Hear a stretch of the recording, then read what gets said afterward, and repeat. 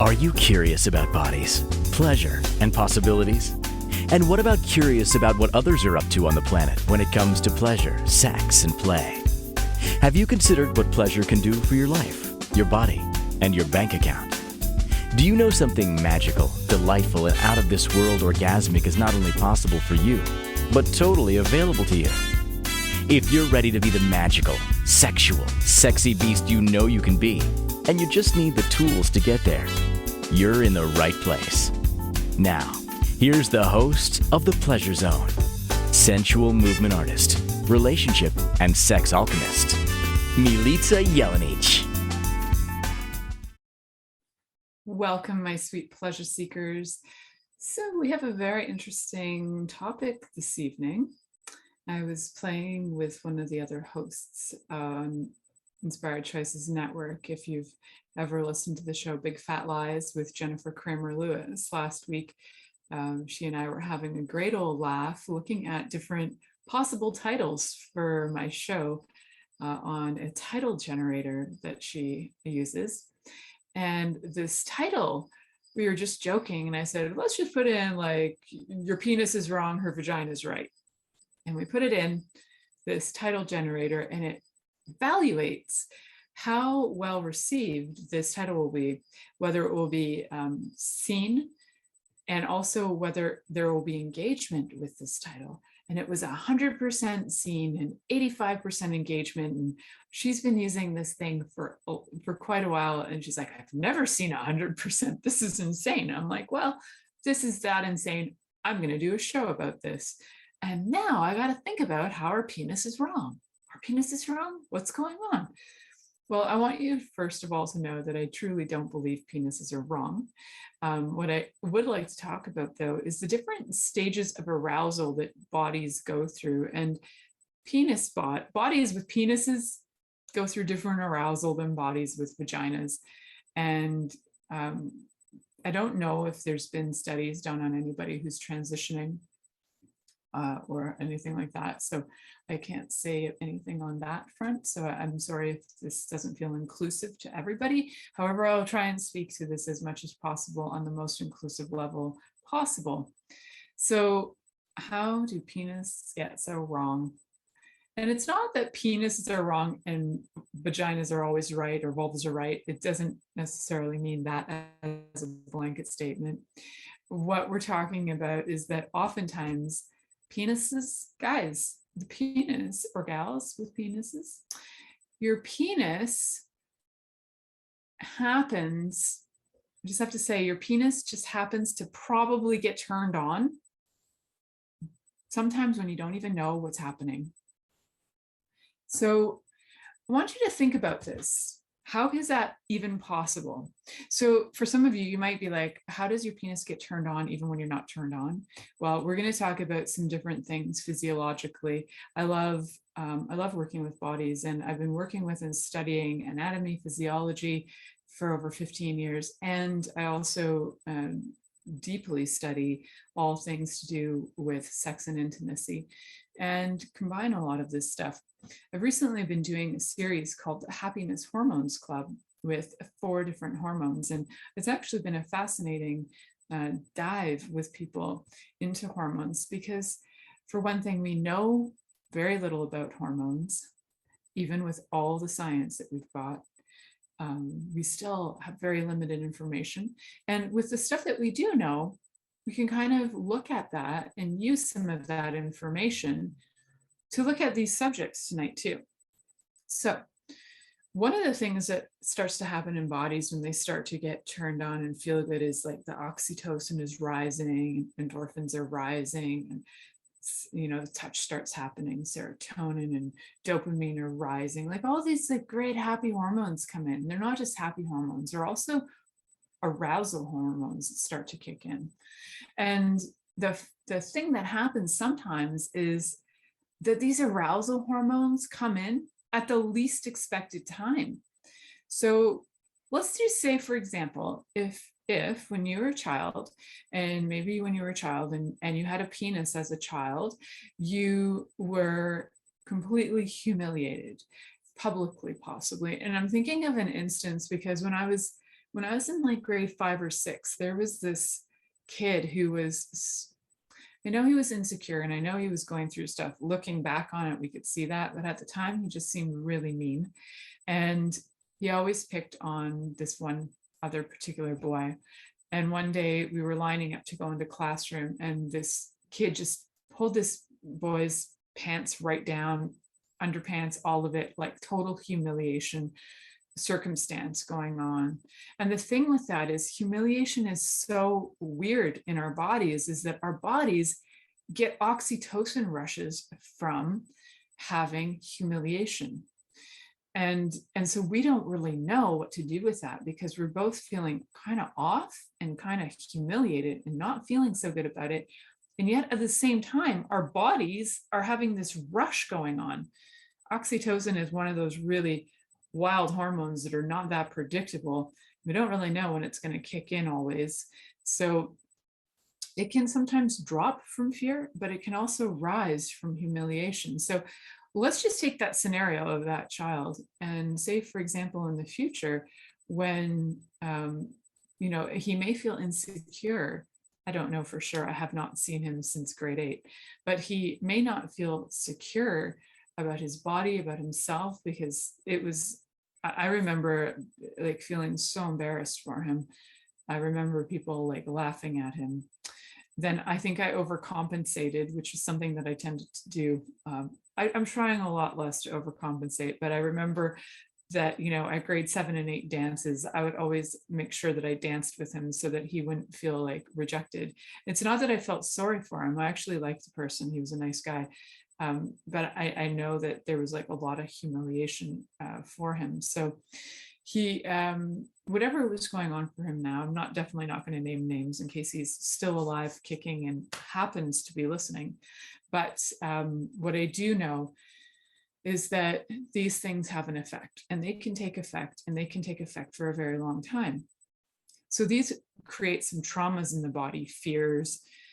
So it's fascinating things that can occur. So this original trauma, say, for example, for him, this humiliation that occurred could create a fear of being laughed at, a fear of intimacy, a fear of so many different things, which then could create false beliefs around who he is, which then could create a facade that he has to put on. I'm fine, I don't really care if I ever have sex, facades like that. And then that could lead to addiction. It could lead to porn addiction, it could lead to relationship addiction, it could lead to food, drugs. It's hard to say, but these things like false beliefs and fears and all of them have an original base in trauma.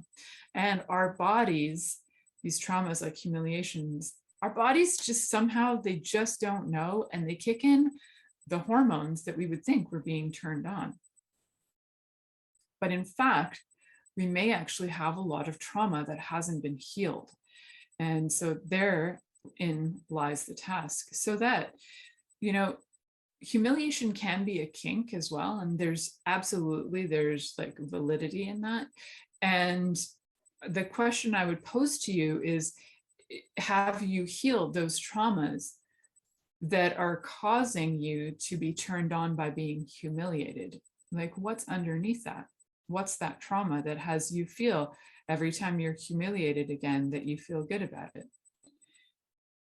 Okay, so whatever that is, that might be something to be brought up and looked at. And if you're wondering, how do you do that? And like, where do you go? And like, how do you deal with this stuff? Connect with me. You can find me through social media. I'm Milica Jelenic. You can ask me questions. I love it when people actually take the chance and do that and say, look, I listened to your show. It's always helpful to say, I listened to your show about whatever.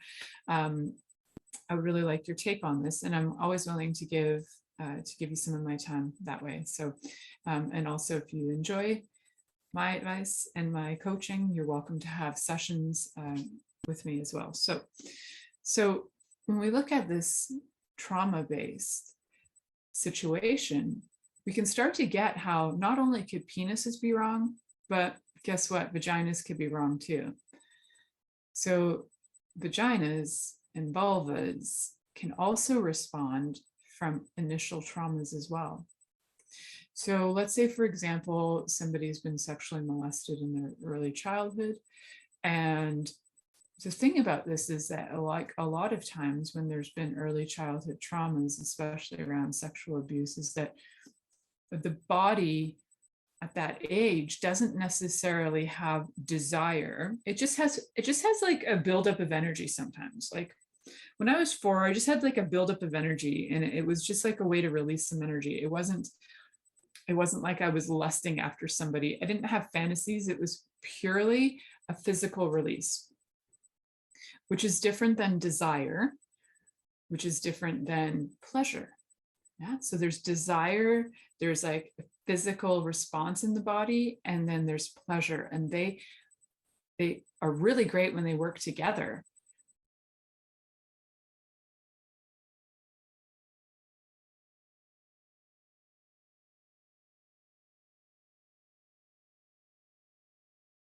From sexual abuse, then your body might actually continue to respond to similar stimuli, like physically being stroked in a similar way, because guess what? It's something that your body's familiar with. At some point, it may have had hormones coming in, rushing in and doing their thing in your body. Yeah, the receptors started to receive, and all these different hormones coming through. That's possible. So if you had that occurring, that's not necessarily humiliation, although there may be some level of humiliation as well. There's a level of trauma, and strangely, the bodies sometimes don't know the difference. So how do we get to a place where you can, if you're still into the kink of humiliation, even after you've gone through all of your healing, then I say go for it. But if you're doing it from a place where you haven't even begun to explore that this is something that needs to be healed, then I encourage you to look at that first before because what you could be doing is re-traumatizing yourself repeatedly. But if you understand what's happening in your body, and you can take it and you can almost like laugh at yourself, you can start to undo a lot of the trauma, and you can get yourself into a place where you can have endorphins, and you can have endorphins coming in. You can also have you can have the oxytocin coming in. You can have all these other great things like the dopamine and serotonin coming in as well. But the oxytocin would come in regardless for you then, because your body is now being able to laugh and bring it in a different way. So how do you do that, right? So how do you do from humiliation beyond? So maybe outside of the spectrum of being with a lover, you could say even watch movies and relate to certain situations and go, wow, I've done that. And kind of like go, when you can kind of relate to a circumstance or a character and you can kind of laugh at yourself through it, then it becomes different. It becomes self-empowering rather than humiliating. Yeah. So it might switch things up for you. It might switch the kink up. That's one of the simpler ways to do it. But by all means, it's always great to have somebody who's either a sexologist, a sexual-based somatic therapist, different ways of getting this stuff out of your body so that you can be coming to all of your pleasure from a place of being healed, or utilizing these different things like humiliation tactic for kink as a way to heal, coming from a very conscious place rather than an unconscious, just getting off kind of place. That's where we would go to, that there's like a disconnect between the desire and the physical stimulation and the pleasure. So sometimes there's a disconnect in those. And what we'd like to do is connect all three of those so that there's pleasure for all bodies involved, and it's pleasure from a place that feels more healed. So when we look at this and we're like, oh, penises are so wrong and vaginas are so right, what I'd like you to look at is there a place in your body where you're actually being turned on from something that at some point was a trauma for you?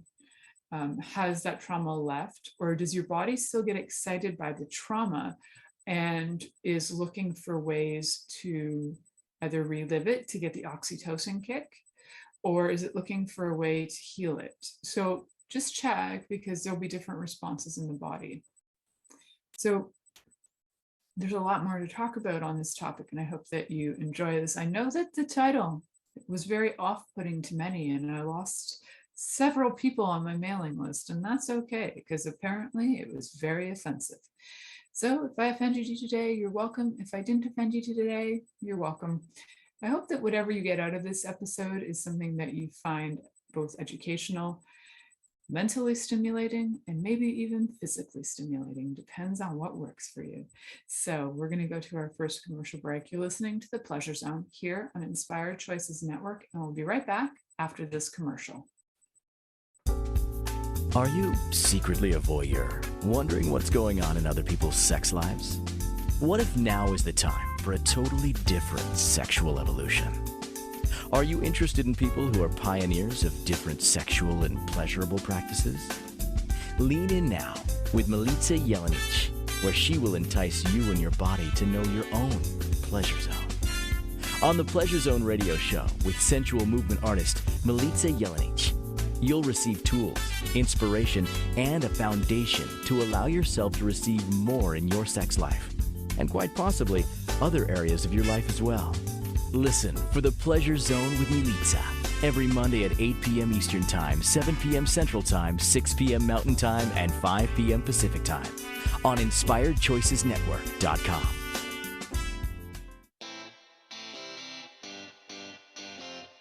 Are you a subject matter expert?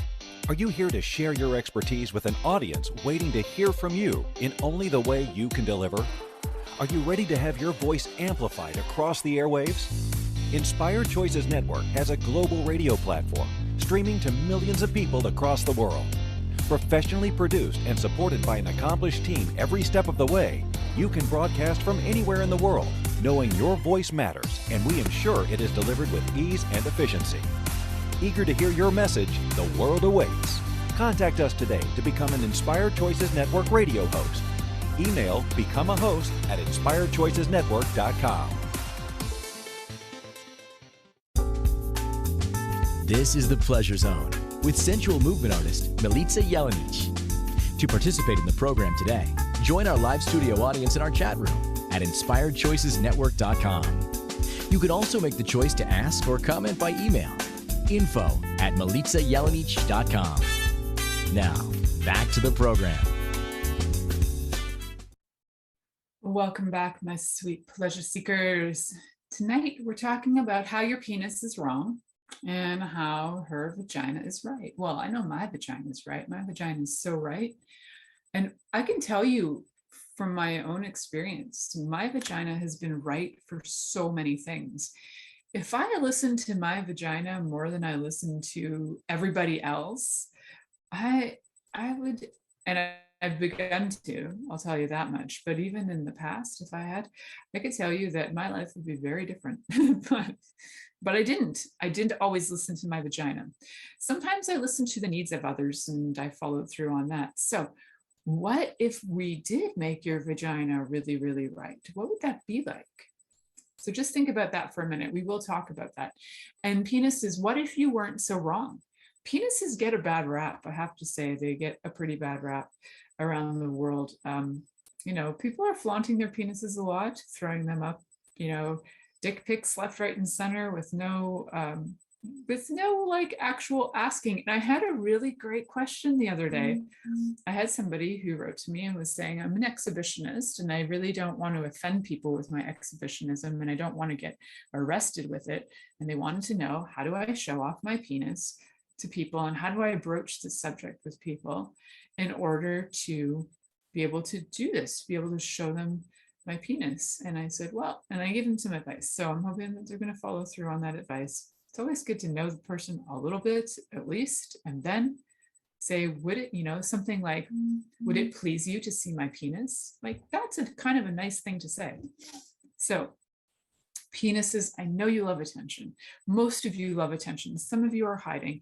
Some of you don't feel like you quite belong on the body that you're on. And some bodies feel like they should have a physical penis and they don't. And so some penises feel really, really wrong. And I have to say that this is really common. And in the last 100 years, penises have been made even more wrong than ever before. And that's, I think that having people feel like their body is wrong is going to be something that creates an awfully big mess in the world. So penises, let's get on track. For one thing, what I'd like you to just consider is that, like 150 years ago, there was something called courting. I know, what? People dated. There was like courting that happened. And sometimes the courting was such a slow act. Sometimes it involved letters, sometimes it was just a meeting, and sometimes it was like the secret hand touch that was just oh so delightful. There's something so genuinely beautiful about that. And it's not that we want to live in the 1800s, because some of those values were right out of left field, and there was there was lots of not so great stuff going on, but some of the courtship stuff was very interesting. And what it can also do is it can train penises to kind of tame down a bit and invite and be the invitation for women or anybody who's seeking penis to like really desire that. Although from all my gay male friends, they don't really have so much of this issue going on usually. This isn't usually like a man-to-man kind of thing that happens as a problem, because men are usually on the same track together. It's like, you got a hard penis, I got a hard penis, let's rock and roll. At least these are the tales I've been told by my guy friends who are playing with other guys. So I can't speak from that on my own because I haven't experienced that in this lifetime, but this is what I'm told. So for male bodies being with female bodies in this life, and yes, there are so many variations there within, like we do have intersex, and I'm going to try and simplify this as much as I can, or otherwise I could be talking for a lifetime about all the variants that I could talk about. So bodies do not get turned on the same way. Male bodies, or bodies with penises, do not get turned on the same way that bodies with vulvas and vaginas get turned on. They're very different. Some bodies take a lot more time to get stimulated. Let's just think for a second, what could that be? Is that the male body with the penis, or is that the vulva body with the vagina? I think it's the vulva body, guys. All right, so why is that? Well, women do have different responses in their body naturally, for one. If we look at it biologically, we look at it from a survival instinct place. The female body is a little bit more particular about survival and who it will choose to, not always, this is just very generalized, guys, but the female body tends to be a little bit more particular about who it copulates with in order to create. You're looking for the best mate possible to create babies with. The male body is looking to procreate as much as possible, to have as many heirs as possible, and to have as many offspring as possible. So we're coming from different perspectives. Now, if you'd like to have as many offspring as possible, you're going to want to be able to get it up, get it hard, get it in, get her done, and move on to the next person and have them lined up and get it up, get it hard, get it in, get it done as fast as possible. And the female bodies are like, wait a second, I got to carry that baby for 40 weeks. And I want to make sure that if I'm going to have a baby with this person, that this is going to, this is going to be something that's actually enjoyable for me. So we're a little bit more hesitant. It takes a little bit longer for that body to warm up to the idea, because female bodies have a heck of a lot more consequences than male bodies do when it comes to sex. A little bit of hesitation going on at times. that is purely from like a physiological response to survival, right? This is not, we're not talking, we're getting into like tantra and spirituality of sex. This is like a pure physiological response of like why this would happen. All right, so now we know some of this basics, right? What do we do with that? So if penises are wrong because they're getting turned on by everything, plus the wind just blew by and a penis just got an erection, which does happen on fine days for many men. You could, just walking around seeing things. This was actually even more common, say 40, 50 years ago, when there was less pornography available, less forms of pornography available as well. And it was a little harder to get access to all those forms that were available. So you weren't able to just click in like 2 wet pussies and just get some lesbian action on your laptop happening. Like that wasn't that easy, right? You'd have to get in your car, go to the XXX store, rent that DVD, hope nobody saw you, get home. Maybe if you're lucky, you had like the channel in the back, you had this special channel that you get something on at like 3 a.m. I think they were called the blue soft movies. I can't remember. There was in Toronto, there used to be a station called, there probably is still, City TV. And so Toronto, Ontario, Canada. And so there was a station, and at like 3 o'clock in the morning on a Saturday night, you would get this very interesting pornography going on. So it was available, but it wasn't that easy to find. And yes, there were XXX stores. And yes, there was stuff like Hustler and Penthouse available. That was all there. Again, you had to physically go out and get it. And now it's at the tap of your fingertips, right? So the stimulation is hardcore. It's in the head. It's in your head nonstop. So you're getting visual stimulation, and definitely more men than women watch pornography in order to masturbate and actually come. So this is just one of those things that, yes, women use it too, but men do by far use it more than women do. And I don't have statistics on anybody who is everything in between. Like I don't have stats on anybody transgender. So I have to apologize on that one. So we look at, for the most part, how penises want to get aroused. They're getting some kind of visual stimulation through pornography or something. They have a fantasy playing and their body starts to get aroused. The blood starts pumping. It starts moving, nipples maybe get a little bit erect. Your face gets a little flushed, which mine might look flushed right now, but I have a little sunburn happening and some mosquito bites that are ultra sexy. I'm not flushed because I'm turned on, I'm flushed because I'm sunburned. All right, so that's another thing to check. Like some people just blush. It doesn't mean they're turned on. All right, so you might have all of these actions happening. Now, the funny thing is female bodies can have some of these responses. And if you ask them, are you turned on? They may actually lie to you and say, yeah, I feel turned on.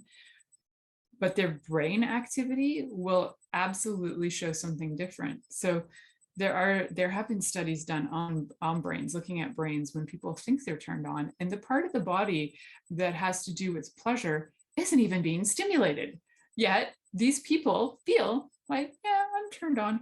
Why? Because there's so much shame around saying that you're not turned on, or feeling like you need to tell your partner what to do to turn you on, or doing for yourself what you need to do to turn yourself on.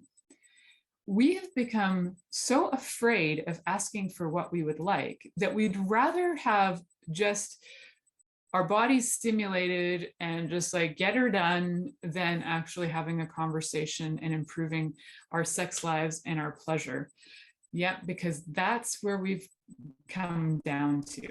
So guys, you're watching your porn. Girls, you're probably watching your porn too, and everybody in between. You're probably all watching some kind of porn to get stimulated. Now, what's going on is you're getting all this visual input, and your body is going to have a full-on chemical reaction to these things. You're going to have endorphins rushing. So it's almost like a fight or flight response in your body, like, oh my God, don't want to get caught. Oh my God. And a lot of it is the not wanting to get caught. So that's where the fight or flight kicks in.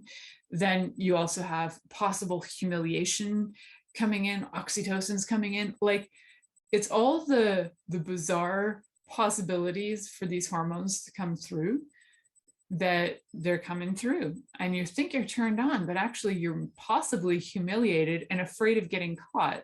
Yet your body's like stimulated and like high and like zippy, and you don't know why, because we just don't fully understand bodies. And we truly, even medical science does not fully understand hormones. Nobody fully understands this stuff yet. Not fully. We have a scope, but we don't fully know. So we're going to talk more about that, though. Like, why and how is it that we get turned on by, like, you got the porn going on, your body's turned on, you have some physical stimulation happening, but you're not really feeling it. There's no desire. There's no pleasure. And then those vaginas are like, but I don't even know what I'm supposed to feel. And the penises are like, I have a job to do. And they're just trying to do their job and procreate. And the vulvas are like, but I don't even know what I feel anymore. All right, we got some confused genitals going on in the world. Let's look at them. Let's love them. And we'll come back and discuss more about this after this next break. You're listening to The Pleasure Zone here on Inspired Choices Network, and we'll be right back after this commercial.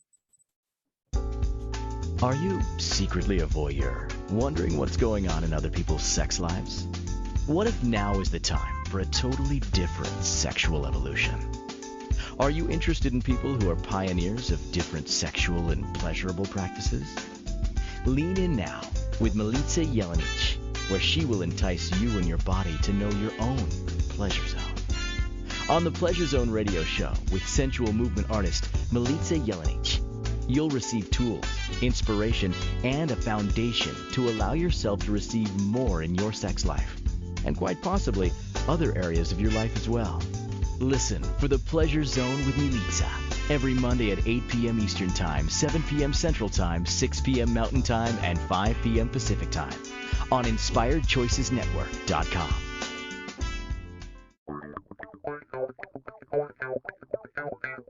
Interested in masturbating for money, copulating for consciousness, and pleasuring on purpose? 21 Days of Sexual Magicism with sensual movement artist Milica Jelenic is an exploration of tools, processes, and actions that you can use to create more for your life, your body, your money inflows, and so much more. Graduated learning for all levels of interest. Learn at your own pace via video classes or join the yearly live class. Take a peek at www.milicajelenic.com.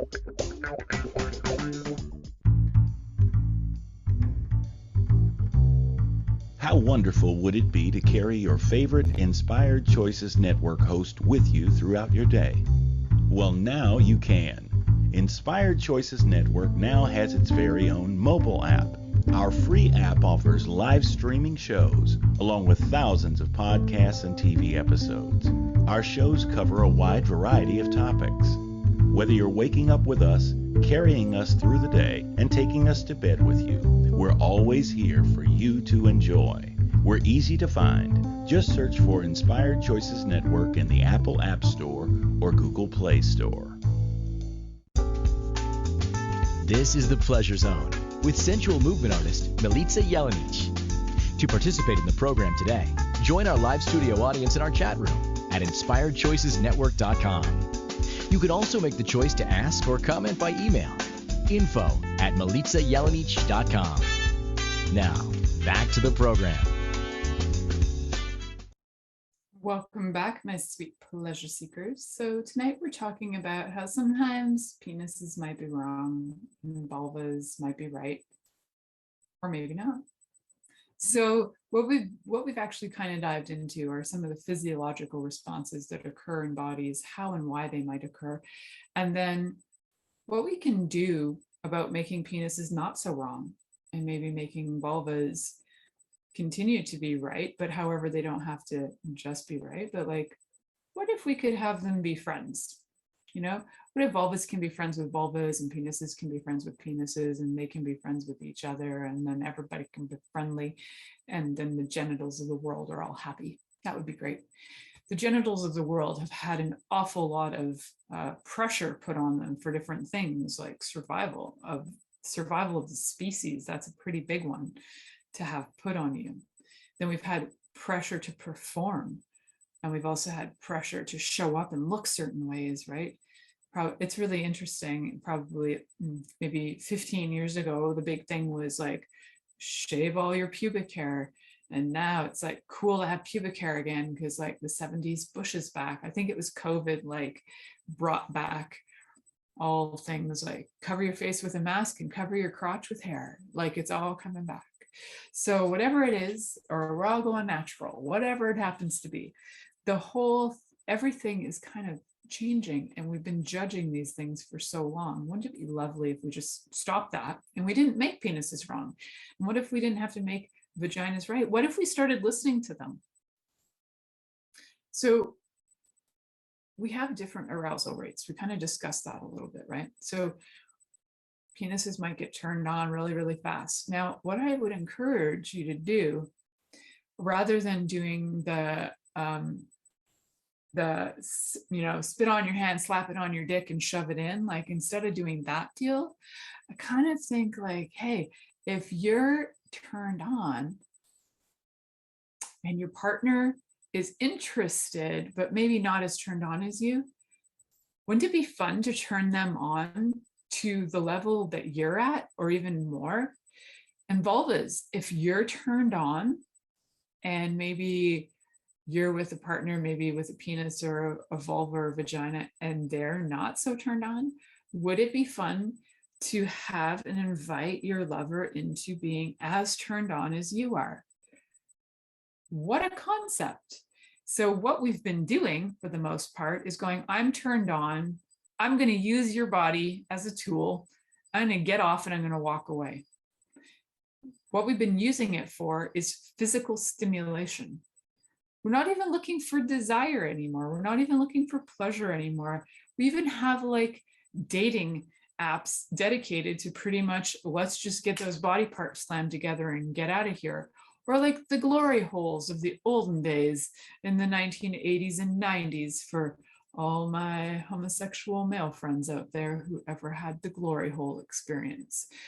So there were situations where you're just slapping body parts together and you don't even know what's happening. You don't even know who's who or what's what. There is no desire in there for the person. There is a physical response in your body that says to your body, this means reproduce. Reproduce means copulate. That means let's have sex. Let's do it. There is no pleasure in that necessarily, not in the way you think there is. You're getting off, some hormones are coming through, kicking in, relaxing your body a bit, but you're not having those hormones come in that create those deep connections where things like oxytocin can be actually really stimulated in the body when you have deep connections with people. Also with humiliation, so you want to just check what's going on there. Also, things like dopamine will kick in really well when you're feeling comfortable with people as well, and you have long periods of touch. Oxytocin is great for touch too, and same with serotonin. And then you can have those endorphins rising as the stimulation and the desire rises. So do those endorphins rise, and the pleasure becomes more bubbly, and you get more satisfaction from it and connection from it. So what I know we are lacking on the planet, and you can check in and see if you feel this is true too, we are lacking that kind of triad energetically of desire, pleasure, and physical stimulation working together to actually bring us even more satisfaction and more pleasure, and utilizing sex as something more of a as you heard in the commercial break, as like sexual magicism, as like a way to actually create in our lives as almost like a tool of tantra, like neo-tantra, which is different than the old practice that you would practice for a lifetime. So what do we do with all these fun things? Like how do you take the time to actually, have if you have a penis that's turned on and you've just decided, if I don't use this erection right now, I'm going to lose this erection right now. How much stress have you put on yourself? You know what stress does? It lowers your serotonin, it lowers your dopamine, it lowers your oxytocin, and it actually can kind of kick in some endorphins because you get a little afraid. But what if you just chillaxed a bit? You relaxed and you received, and you started to touch your lover, you started to touch yourself in front of your lover, all these fun different things you could be doing. How does your body feel about that? Like, where's the level of desire that you have in your body? Like, on a scale of 0 to 10, how much do you feel like your body is desired by your lover? 0 being none, 10 being, oh yes, so desired. I'd like you to be really honest with yourself on that. And also check in is, how much do you desire your lover's body on a scale of 0 to 10?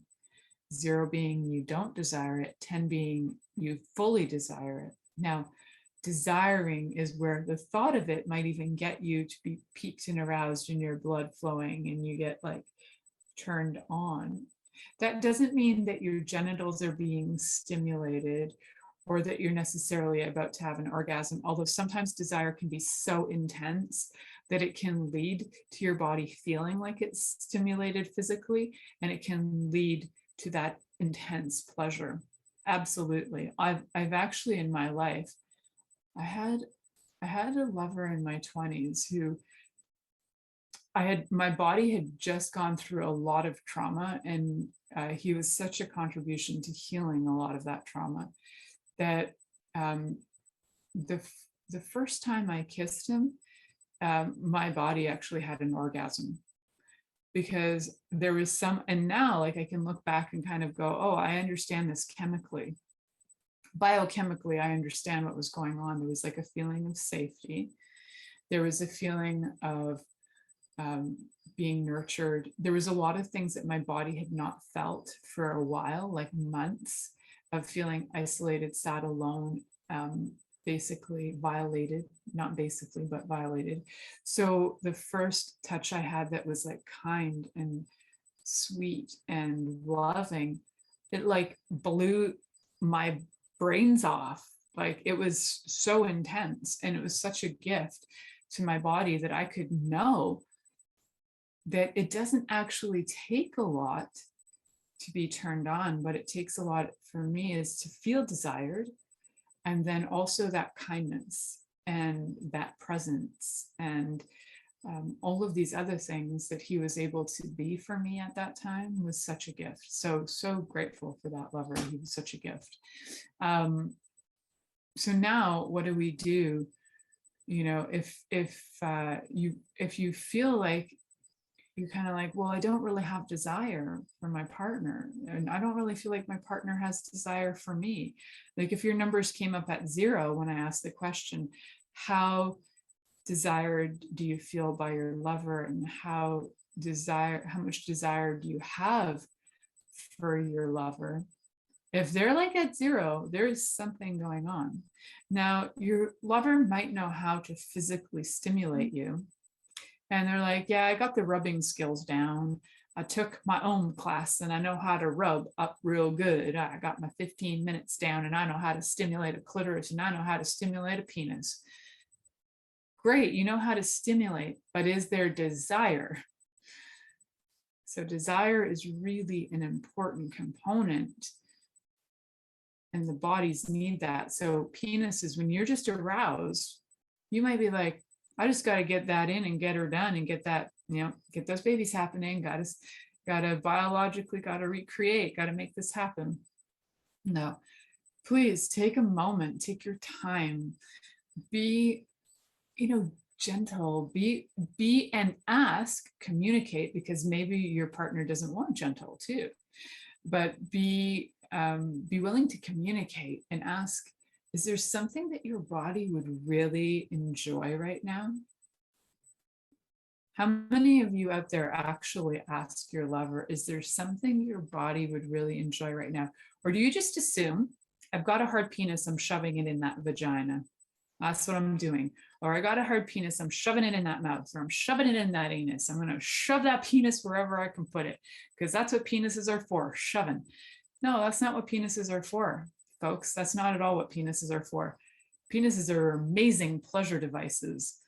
They're like, if we were robots and a penis was like a component of the robot, it would be like the most amazing pleasure device. And vulvas, amazing pleasure devices. Vulvas include the clitoris, by the way, right? So that's what I'm talking about. Pleasure devices. We have these amazing, if we were robots, these would be our pleasure devices. So what do we do with them? We tend to use them in ways that are not actually from a place of desire. We tend to use them from a place that is physical stimulation, and that's it, get her done. And that can lead to an orgasm, but that does not mean that it leads to pleasure. What? They could be different? Yeah, they could be different. I know there are 4 stages of arousal normally that they're talked about in all things sex.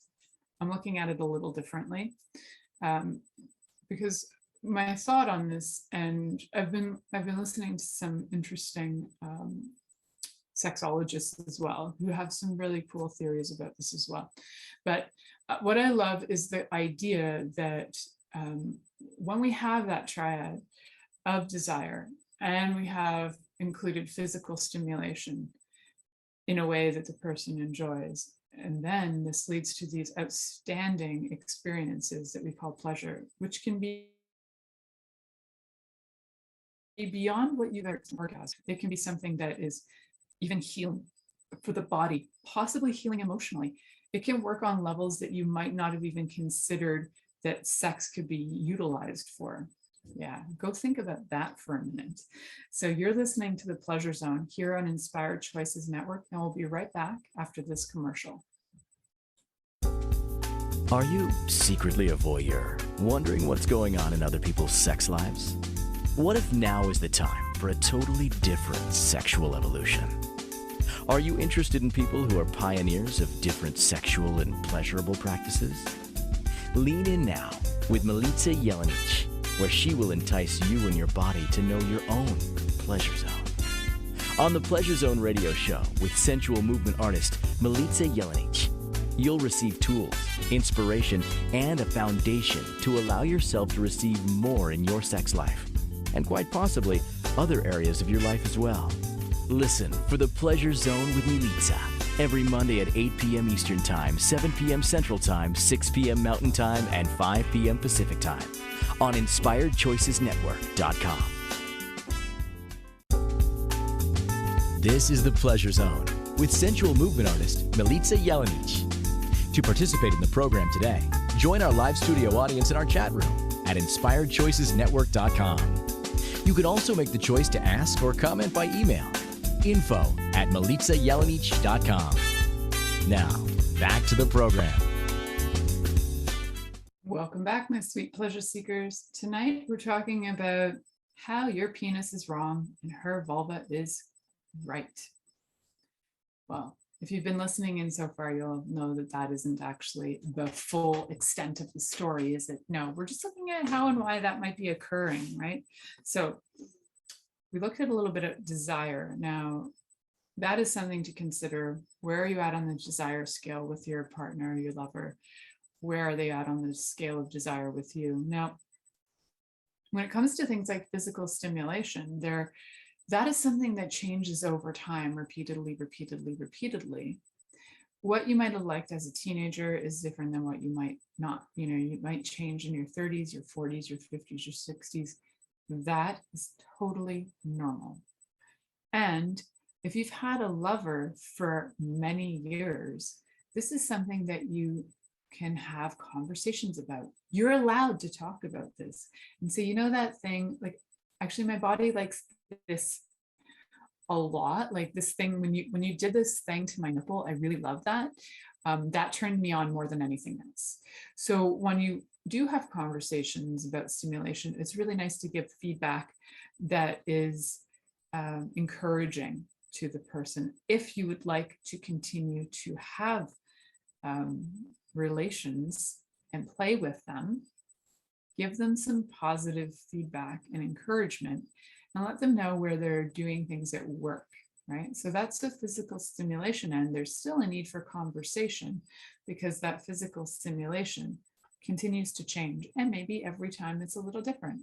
Maybe one time you're like, I really like anal play, and the next time you'd only like nipple play, and the next time you just want somebody to lick your genitals, or the next time you want somebody to lick your big toe, or you want somebody to come on your face. Like it's different every time, right? So just having an awareness of that and being open to whatever might come up that day. That's where the desire part comes in, right? You see how we're going to go back and forth on that desire. Like, what is it that you desire today? Oh, cool. Now physical stimulation. How do we accommodate that desire? Now, when we've accommodated that desire, now what occurs? Ooh, pleasure. Ooh, something cool is going to occur. So these are they very much work like a juggling act together. And I encourage you to work with them together for sure. I know some of you out there listening in Pleasure Zone land, in Inspired Choices land, are like, oh my God, that sounds really interesting. I really want to know more about how I can do all of this stuff, and like how I can make my vulva be more happier, and how I could invite my lover to stimulate me so that we're at the same level of stimulation, because that is not very common to have people at the same level of stimulation going in. And every once in a while, you still might like to just have some of that physical stimulation to get some steam off or whatever, those quickies. They can still be favorable to your body. They can still get some endorphins going. And there's still components that can be added. I really encourage that if you have gone through any kind of trauma in your life, to really work that out. Especially when it comes, well, we've all experienced some kind of trauma, but when it comes to sex, if you've experienced any kind of sexual violence or any kind of sexual traumas, whether it was even what people would call minor, like if it was what would be a touch, it might not be minor for you. So that would be something to really look at and work on. And if you need somebody to do that with, that is something that I absolutely adore working with people on, because what I know is that when people can move through their traumas and their shames and all of their things that they're hiding from themselves and all their fears, and be able to embrace their being, their soul, and have that shine bright, what I know is that they thrive in more areas than just their sex life, but like things change for them dynamically. And so I love doing that work. And if you would like to have me work with you on that, that's something that I offer through my coaching. And you can connect with me through any social media, as long as you tell me who you are and what you're looking for. You can also email me through my website and say, hey, I'm really interested in working with you. And I'm always willing to give you a quickie as a gift so that you can see if we're a match. So just to recap a bit of this show, what did we look at? We looked at how, sometimes penises get turned on, could be through humiliation, just like vulvas might get turned on through humiliation. So sometimes our turn on is not what we thought it was. And there can be a confusing thing going on in the body, a bit of a conflict, like I'm turned on, but I'm afraid and I'm ashamed and I'm scared. And sometimes we equate that with kink, but sometimes it's not kink, right? Sometimes it is, sometimes it's not, but it's really good to know the difference and be able to heal some of that stuff first. And then when you get into it as a kink, it becomes much more exciting and much more pleasurable, rather than something that is constantly reiterating to you different traumas. You don't want to relive the trauma. You want to heal the trauma and experience the pleasure. Yeah. So that would be the key for that. So those are one of the main things, and why. Thank you for listening to The Pleasure Zone with sensual movement artist Milica Jelenic. The Pleasure Zone returns next Monday at 8 p.m. Eastern, 7 p.m. Central, 6 p.m. Mountain, and 5 p.m. Pacific on InspiredChoicesNetwork.com. We hope you'll join us. Until then, have the best week of your life by choosing to be turned on and tuned in to your body.